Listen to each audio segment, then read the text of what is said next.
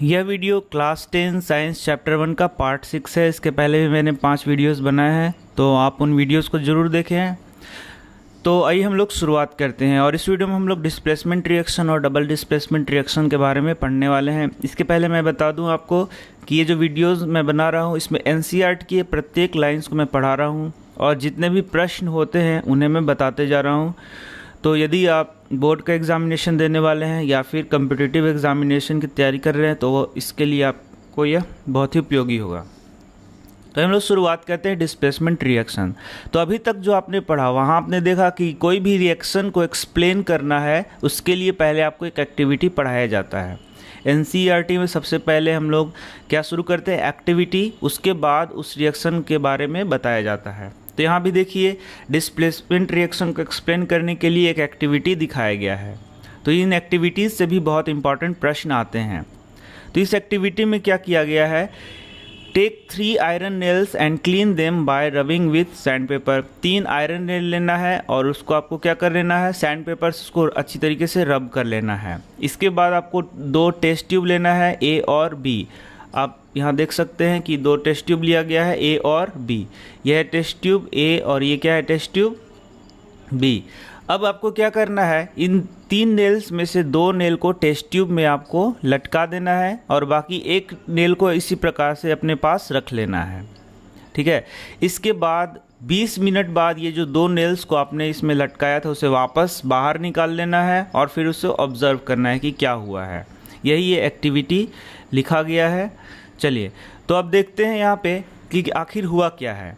तो जब आप 2 टेस्ट ट्यूब को ऑब्जर्व करेंगे तो एक तो ऐसा टेस्ट ट्यूब था जिसको आपने इसी प्रकार से छोड़ दिया था, मतलब यहाँ पे कोई एक्टिविटी आपने नहीं की थी, जबकि दूसरे टेस्ट ट्यूब में आपने एक्टिविटी को किया था। तो पहले एक्टिविटी में जो कॉपर सल्फेट का कलर था वो कैसा है, ब्लू, आप देख सकते हैं। लेकिन दूसरे टेस्ट ट्यूब में जो कलर है वो क्या हो जाता है, फेड हो जाता है, यानी कि क्या हो जाता है, वो फीका हो जाता है।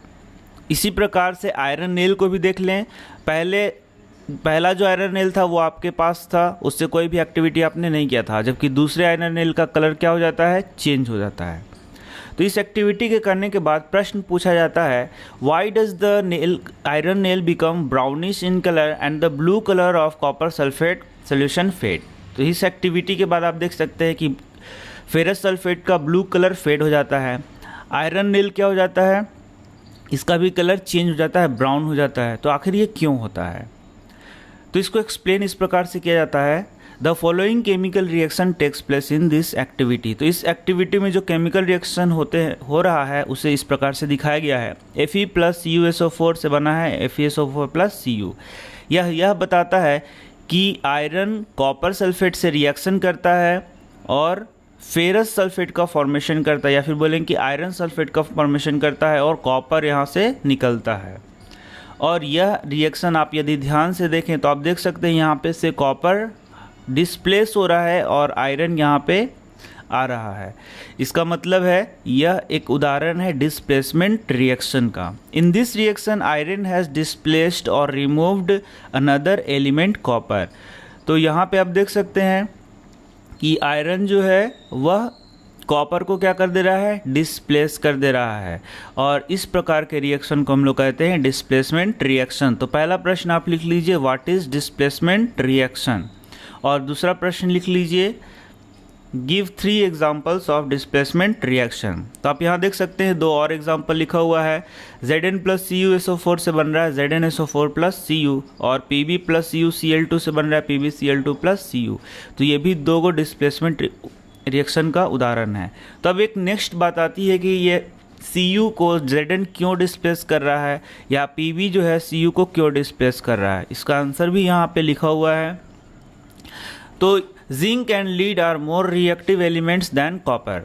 जिंक और लीड क्या है, कॉपर से ज़्यादा रिएक्टिव है, इसलिए वे कॉपर को क्या कर दे रहे हैं, डिस्प्लेस कर दे रहे हैं। और इस प्रकार के रिएक्शन को हम लोग क्या बोलते हैं, displacement reaction. The reaction in which one element displaces the other element is called displacement reaction. या फिर कह सकते हैं a reaction in which more reactive element displaces the other less reactive element is called as displacement reaction. चलिए अब इसके बाद हम लोग देखते हैं डबल डिस्प्लेसमेंट रिएक्शन। तो जैसे नाम से ही पता चल रहा है, यहाँ पे डिस्प्लेसमेंट था और यहाँ पे डबल डिस्प्लेसमेंट है, तो यहाँ पे 2 बार डिस्प्लेसमेंट होगा। चलिए, इसके लिए भी एक एक्टिविटी दिखाया गया है। इसमें सबसे पहले आप सोडियम सल्फेट लेते हैं, एक टेस्ट ट्यूब में सोडियम सल्फेट और दूसरे टेस्ट ट्यूब में बेरियम क्लोराइड लेते हैं, और दोनों का हम लोग क्या कराते हैं, रिएक्शन कराते हैं। यहाँ आप देख सकते हैं यह है सोडियम सल्फेट और यहाँ क्या है, बेरियम क्लोराइड। और जब रिएक्शन होता है तो बेरियम सल्फेट का प्रेसिपिटेट बनता है, जो कि मैं बताने वाला हूँ कि क्या होता है, और क्या बनता है, सोडियम क्लोराइड बनता है। तो यहाँ आप देख सकते हैं, यहाँ बेरियम और सल्फेट आपस में मिल गए और बेरियम सल्फेट बनाया, और सोडियम और क्लोराइड मिल गए और क्या बना दिया, सोडियम क्लोराइड। तो यहाँ पे आप देख सकते हैं ये आयन का एक्सचेंज हो जा रहा है, और ये 2 बार हो रहा है, एक बार ये हो रहा है और एक बार ये हो रहा है, इसलिए इसे हम लोग कहते हैं डबल डिस्प्लेसमेंट रिएक्शन। तो चलिए सबसे पहले देख लेते हैं, पहला क्वेश्चन लिख लीजिए, what is double displacement reaction. यहाँ देखिए आंसर दिया हुआ है, such reactions in which there is an exchange of ions between the reactants are called double displacement reaction। जैसे कि सल्फेट आयन और बेरियम आयन आपस में मिल गए, यहाँ आप देख सकते हैं आयन का एक्सचेंज हो रहा है, ये देखिए सोडियम और बेरियम ये दोनों एक्सचेंज कर जा रहे हैं और बन जा रहा है बेरियम सल्फेट और सोडियम क्लोराइड। तो इस प्रकार से जब आयन एक्सचेंज से आप देख सकते हैं, such reaction in which there is an ion exchange of ions, किस चीज़ का एक्सचेंज हो रहा है, आयन का एक्सचेंज हो रहा है, between the reactant are called double displacement reaction. तो रिएक्टेंट के बीच में आयन का एक्सचेंज होने के बाद जो प्रोडक्ट बन रहे हैं, तो इस प्रकार के रिएक्शन को हम लोग क्या बोल रहे हैं, डबल डिस्प्लेसमेंट रिएक्शन। तो यह प्रश्न हो गया। तो 1-2 प्रश्न और हैं जो मैं आपको बता देता हूँ। यह प्रश्न करता है, इस प्रश्न को पहले लिख लीजिए। पहला प्रश्न है व्हाट इज प्रेसिपिटेट, और दूसरा प्रश्न है व्हाट इज प्रेसिपिटेशन रिएक्शन, ये दोनों लिख लीजिए। तो ये प्रेसिपिटेट क्या होता है, तो जब कोई केमिकल रिएक्शन होता है और कुछ इनसोल्यूबल सब्सटेंस बनते हैं जो कि इस रिएक्शन के बाद जमने लगते हैं, या फिर बोले कि जो सोल्यूबल नहीं होते हैं, तो उन्हें हम लोग बोलते हैं प्रेसिपिटेट। तो यहाँ भी देख सकते हैं यह जो रिएक्शन था हमारा, यह भी एक, यहाँ भी प्रेसिपिटेट बनता है। बेरियम सल्फेट का क्या बनता है, प्रेसिपिटेट बनता है। You will observe that white substance which is insoluble in water is formed. This insoluble substance formed is known as precipitate.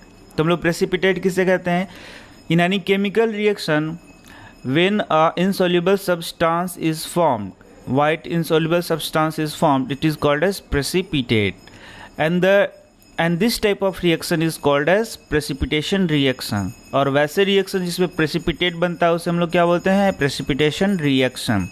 तो आप यहाँ भी देख सकते हैं, ये है सोडियम सल्फेट जब बेरियम क्लोराइड से रिएक्ट करता है तो बेरियम सल्फेट का क्या बनाता है, प्रेसिपिटेट बनाता है, और ये क्या बनता है, सोडियम क्लोराइड। तो इस प्रकार से यह एक एग्जाम्पल हो गया प्रेसिपिटेशन रिएक्शन का। तो ये भी प्रश्न पूछा जाता है, give an example of precipitation reaction. तो यह प्रेसिपिटेशन रिएक्शन का उदाहरण। तो आप देख सकते हैं ये BaSO4 के बाद मैंने एरो दिया है। तो यदि आप नीचे का एरो देते हैं तो इसका मतलब होता है प्रेसिपिटेट बन रहा है। चलिए, इसके बाद एक और यहाँ पे एक्टिविटी दिया हुआ है चैप्टर के फर्स्ट में, जो कि प्रेसिपिटेशन माफ़ करिएगा, जो कि डबल डिस्प्लेसमेंट रिएक्शन को दिखाता है।